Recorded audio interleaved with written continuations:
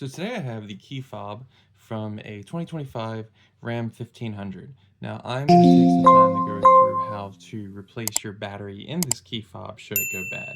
Now this is from a Warlock trim Ram. It'll still work on any sort of Ram model that you have that resembles this key fob. So first off, grab your key fob like I have right here. On the side with the Ram branding, locate this little button on the corner, and what you're going to do is you're going to push that button in and pull on the spot where it connects to your keychain. So doing that will release a manual key. Now you can put this to the side because you will not need it.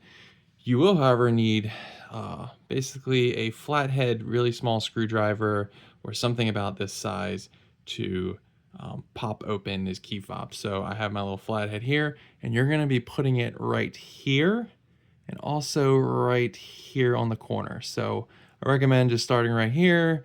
You kind of pop it a little bit and then get on this corner right here. Get your little screwdriver in there. You can hear it starting to pop apart. Pops into two pieces. Try to get your finger in the center and pop it open.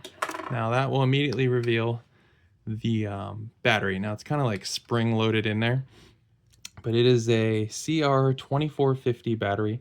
I will put a link in a description for the cheapest place to get this battery.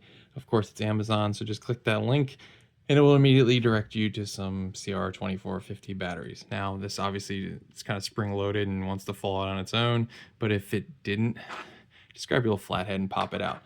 I will say that when you get your new battery, try not to touch the side opposite of this branding or writing or what, you'll probably get some other brand, but try to not touch the other side because the oils on your finger will diminish the battery life and you'll have to watch this video a lot faster next time. And that only helps me. And as much as I want to help you once, I don't want you to kind of return